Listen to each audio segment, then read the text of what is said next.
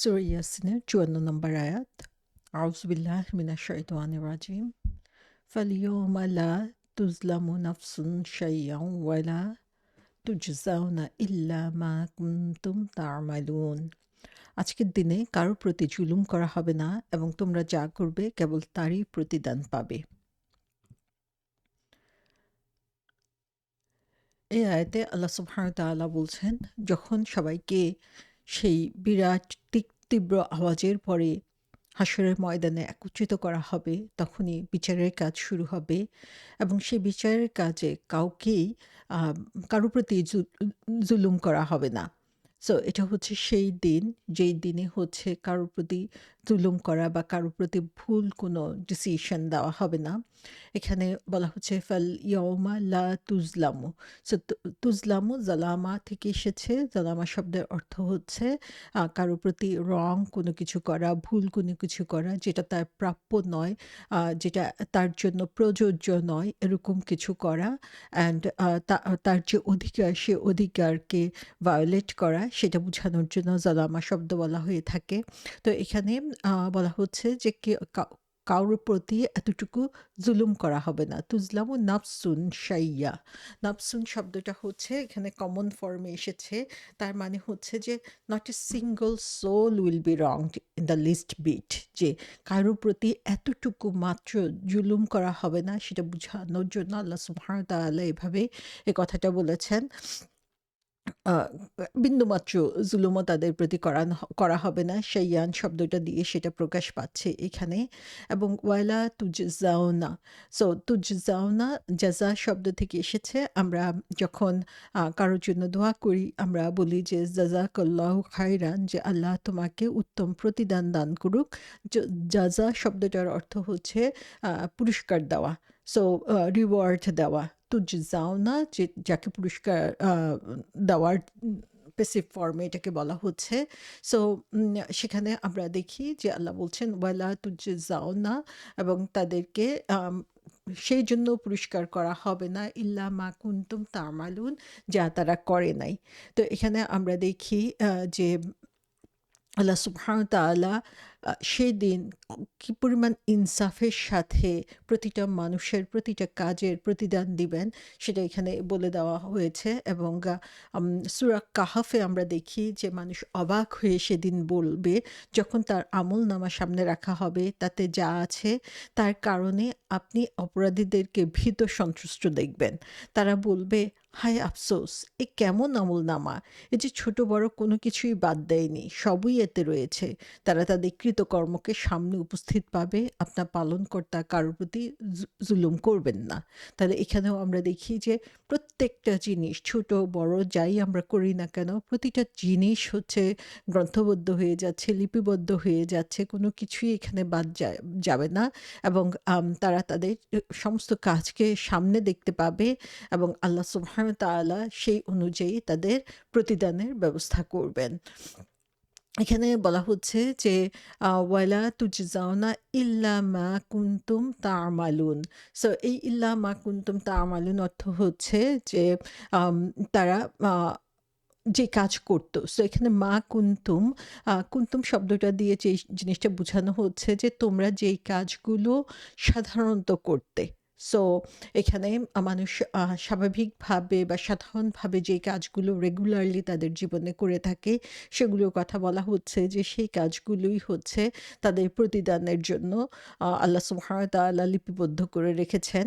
So আল্লাহর যে judgement বা আল্লাহর যে বিচার কার্য সেটা হচ্ছে হাইয়েস্ট স্ট্যান্ডার্ড অফ জাস্টিস অনুযায়ী হবে এবং আম আ কেউ যদি ভালো কিছু করে থাকে সেটা যেমন পুরস্কারহীন অবস্থায় থাকবে না এবং কেউ যদি খারাপ কিছু করে থাকে তাহলেও সেটার জন্য তার পেনাল্টি বা শাস্তি রয়েছে।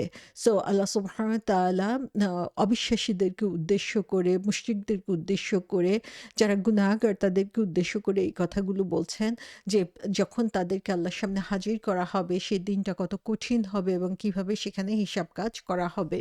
সূরা জিলজালায় আমরা আম সাধারণত পড়ে থাকি রেগুলারলি এই সূরাটা পড়ে থাকি যেখানে আল্লাহ সুবহানাহু ওয়া তাআলা আমাদেরকে বলে দিচ্ছেন, "ফামান ইয়া'মাল মিসকালা যাররাতিন খাইরান ইয়ারাহ" অতঃপর কেউ অনুপরিমাণ সৎকর্ম করলে তা দেখতে পাবে। "ওয়ামান ইয়া'মাল মিসকালা যাররাতিন শাররান ইয়ারাহ" এবং কেউ অনুপরিমাণ অসৎকর্ম করলে তাও দেখতে পাবে। খুঁটিনাটি কোনো কিছুই সেখান থেকে বাদ পড়বে না। সো সেদিন তাদের সামনে প্রকাশ্যভাবে আল্লাহ সুবহানাহু ওয়া তাআলা সমস্ত আমল নিয়ে আসবেন এবং আম আ তার ন্যায় বিচারের যে চরম পরাকাষ্ঠা সেটা আমরা সেদিন দেখতে পাবো। যেই ধরনের বীজ আমরা এই দুনিয়ার বুকে বপন করব, ঠিক সেই ধরনের ফসলই আমরা আ তুলব আখিরাতে। সেখানে কোনো এডিশন হবে না, কোনো সাবট্রাকশন হবে না। কেউ এর এগেইনস্ট এ তর্ক করতে পারবে না। বরং তারা আল্লাহর কাছে তখন রিকোয়েস্ট করবে, আল্লাহর কাছে তখন সাহায্য চাইবে যেন এগুলো থেকে তারা পরিত্রাণ পেতে পারে। সো এখানে আমরা দেখি যে ডে অফ জাজমেন্টের সেই কঠিন সময়ে কাউকে আল্লাহ সুবহানাহু ওয়া তাআলা ন্যায় বিচার থেকে বঞ্চিত করবেন না, সেই কথা এখানে বলে দিয়েছেন। এবং এর মাধ্যমে আমরা দেখি যে আম আ আম যারা হচ্ছে আনফরচুনেট, যারা হচ্ছে অবিশ্বাসী কাফের, তাদের জন্য কত ভীতিকর হবে সেই সময়টা সেটা উল্লেখ করা হয়েছে। সূরা আল মাআরিজ যেই কথাটা বলা হয়েছে, তারা এই আযাবকে সুদূর পরাহত মনে করে আর আমি একে আসন্ন দেখছি। যে তারা মনে করত যে এটা আসবে না বা এটা নিয়ে তারা হাসি ঠাট্টা করত। কিন্তু আমরা দেখতে পাচ্ছি যে এ এই জিনিস খুব কাছে চলে আসছে এবং এই কাছে চলে আসার দিনটা যেদিন হচ্ছে চরম ন্যায় বিচার দেখানো হবে, সেদিন যাতে আমরা আ ক হতাশ না হই, আফসোস না করি সেটার জন্য এখনই আমাদেরকে প্রস্তুত হতে হবে। সো সেই টাইম আ খুব কাছে চলে এসেছে এবং সেই টাইমের জন্য এখন থেকেই যদি আমরা প্রস্তুতি না নেই তাহলে আমরা জানি না যে কোন সময়ে সেই কঠিন সময়টা উপস্থিত হয়ে যাবে আমাদের জন্য। ৫৫ নম্বর আয়াতে বলা হচ্ছে, "ইন্না আসহাবাল জান্নাতিল ইয়াওমা ফি শুগুলিন ফাকিহুন" এদিন জান্নাতীরা আনন্দে মশগুল থাকবে। সো ৫৪ নম্বর আয়াতে আমরা দেখছি যে অবিশ্বাসীদেরকে উদ্দেশ্য করে তাদের সেই ভয়ঙ্কর দিনের ন্যায় বিচারের কথা আল্লাহ সুবহানাহু ওয়া তাআলা বলছেন। এবং ৫৫ নম্বর আয়াতে আমরা দেখি সেই দিন যারা হচ্ছে জান্নাতি হবে তাদের অবস্থা কি হবে। একদিকে আমরা দেখছি ভয়ে কাতর, চিন্তায় অস্থির একদল মানুষ। আরেকদিকে আমরা দেখি যারা হচ্ছে সেই সময় আনন্দে ডিলাইটেড থাকবে, তারা হচ্ছে আনন্দে মশগুল থাকবে সেই সময়ে। সো এখানে আল্লাহ বলছেন, "ইন্না আসহাবাল জান্নাতি আ উম জান্নাতিল ইয়াওমা ফি শুগুলিন ফাকিহুন" যারা হচ্ছে আসহাবাল জান্নাহ, আসহাব মানে হচ্ছে সাহাবা শব্দটার সাথে আমরা পরিচিত, সঙ্গী যারা প্রতিনিয়ত তার সাথে থাকে। সো আসহাবুল জান্নাহ বলতে বোঝানো হচ্ছে যে যারা জান্নাতের সঙ্গে জান্নাতে অবস্থান করবে সেই দিন তারা থাকবে ফি শুগুলিন। শুগুলিন শব্দের অর্থ হচ্ছে বিজি থাকা, ব্যস্ত থাকা, কোনো কিছু নিয়ে অকুপাইড থাকা।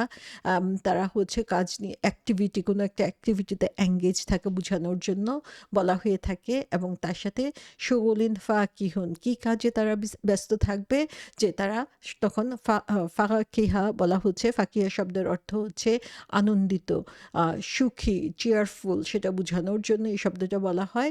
সো সেদিন হচ্ছে আম ফাকিহুন হচ্ছে যখন কোনো খবর শোনার পরে আমাদের মুখে হাসি ফুটে ওঠে, সেই ধরনের খবরকেও ফাকিহুন বলা হয়ে থাকে। সো সেদিন তারা হচ্ছে আ ক ফাকিহ শব্দের আরেকটা অর্থ হচ্ছে ফল। সো ফল খাওয়ার পরে আমরা এর মিষ্টতা অনুভব করে যেই সুখ অনুভব করি বা আনন্দ অনুভব করি, মুখের মধ্যে যে একটা প্রসন্নতা ভাব আসে, সেই ভাবটাকেও ফাকিহুন বলা হচ্ছে। সো এই তেমন দিনে জান্নাতীদের অবস্থা হচ্ছে এরকম যে তারা আ তাদের মুখ সেদিন তারা তখন হাসি খুশিতে মশগুল হয়ে থাকবে। সো মশগুল শব্দটা শুগুল থেকে এসেছে, যে তখন সেটা নিয়েই তারা ব্যস্ত থাকে।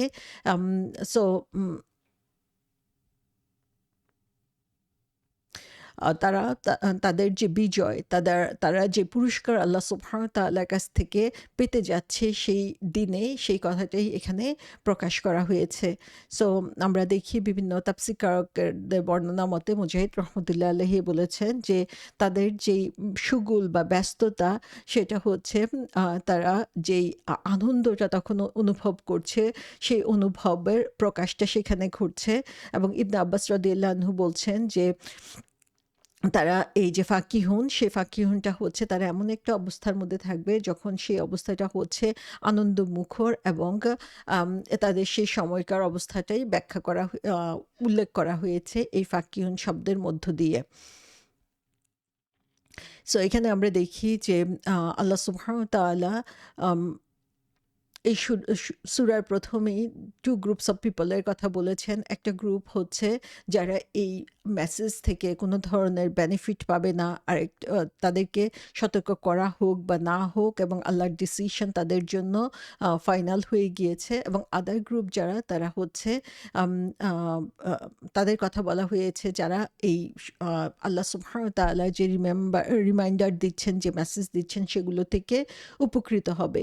এবং রিসালাতের উদ্দেশ্যই ছিল এটা, যে মানুষকে সতর্ক করে দেওয়া, মানুষকে সুখবর দেওয়া, এবং সেই সতর্ক এবং সুখবরে যারা হচ্ছে মোটিভেটেড হবে, যারা সে অনুযায়ী কাজ করবে, তাদের জন্যই হচ্ছে তাদের জন্যই হচ্ছে এই জান্নাত রয়ে গিয়েছে। এবং এখানে আসহাবুল জান্নাহ বলা হয়েছে, আহলে জান্নাহ বলা হয় নাই, যে জান্নাতের লোকজন বলা হয় না, এবং জান্নাতের সঙ্গী বলা হয়েছে। এবং এই সঙ্গীর মাধ্যমে এই আসহাব শব্দটা দিয়ে আমরা বুঝতে পারি যে এখানে জান্নাত যে তারা বিলং করে, জান্নাত যে তারা অধিকারের মধ্যে পড়েছে, সেই জিনিসটা এখানে প্রকাশ পাচ্ছে, যে তারা হচ্ছে সেখানকার অধিবাসী, সেখানকার স্থায়ী বাসিন্দা এখন। সো এই গ্রুপ অফ পিপল তারা। এবং আরেকটা জিনিস আমরা দেখি যে আসহাব হচ্ছে প্লুরাল। সো এখানে এক গ্রুপ অফ পিপলের কথা বলা হচ্ছে যারা জান্নাতের স্থায়ী বাসিন্দা। সেখানে তারা আইসোলেটেড না, সেখানে তারা একা থাকবে না। সো এই আয়াতটা থেকেও আমরা দেখতে পাই যে যারা হচ্ছে আল্লাহর দেওয়া এই সতর্কবাণী এবং সুসংবাদকে সিরিয়াসলি গ্রহণ করেছে, তারা সবাই একসাথে দুনিয়াতে যেমন কাজ করেছে, তেমনিভাবে আখিরাতেও তারা একসাথে জান্নাতে অবস্থান করবে।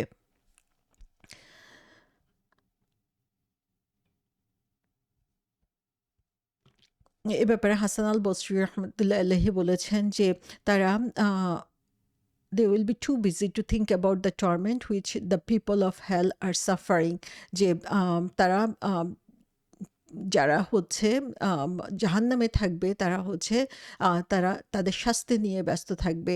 আর যারা জান্নাতে থাকবে, তারা একটা আনন্দমুখর সময় সেখানে অনুভব করবে। মুজাহিদ রহমতুল্লাহ আলাইহি বলেছেন, তারা যেই জিনিসগুলো এনজয় করছে, উপভোগ করছে, সেটা নিয়ে তারা আনন্দমুখর থাকবে।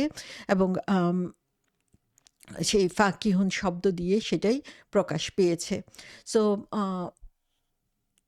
হেয়ার আফটার এবং আখিরাতের যে চিত্র আল্লাহ সুবহানাহু ওয়া তাআলা তুলে ধরেছেন ৫৫ আয়াত থেকে শুরু করে পরবর্তী ৫৮ আয়াত পর্যন্ত।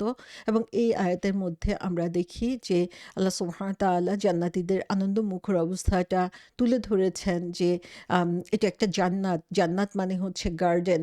সো সেই গার্ডেনের মধ্যে, সেই বাগানের মধ্যে সমস্ত কিছুই তারা দেখতে পাবে, শুনতে পাবে, অনুভব করতে পারবে, টেস্ট করতে পারবে, সেটা সুঘ্রাণ নিতে পারবে। এবং আমরা সেদিন জান্নাতে যখন অবস্থান করব, তখন সেটা সৌন্দর্যকে উপভোগ করব, এবং প্রত্যেকটা জিনিসই হচ্ছে আমাদের মনের মধ্যে অ্যাক্টিভ জয় নিয়ে আসবে উইদাউট এনি ফ্যাটিগ। এবং সেখানে আমরা আনন্দের সাথে অবস্থান করতে পারবো। সো এই রাইটিয়াস বিলিভারদের ব্যাপারে আমরা দেখি যে এই আয়াতটা থেকে আরেকটা জিনিস প্রতিফলিত হয়, যে তাদেরকে অনেকক্ষণ ধরে হাসরের ময়দানে আটকে রাখা হবে না, বরং তাদেরকে খুব শীঘ্রই তাদের হিসাবকে সহজ করে দেওয়া হবে, এবং খুব শীঘ্রই তাদেরকে জান্নাতে নিয়ে যাওয়া হবে। এবং তাদের যেহেতু তাদের রেকর্ডটা ক্লিন আল্লাহ সুবহানাহু ওয়া তাআলার কাছে, সো সেখানে তাদেরকে ওয়েট করে রাখা হবে না। আমরা জানি যে অপেক্ষা করাটাও তখন কত কঠিন মনে হবে প্রত্যেকের জন্য এবং আল্লাহ সুবহানাহু ওয়া তাআলা তাদের জন্য খুব সহজ করে দিবেন এবং সহজেই তাদেরকে সেদিন জান্নাতে সে আনন্দমুখর অবস্থানে অবস্থান করার সুযোগ করে দিবেন।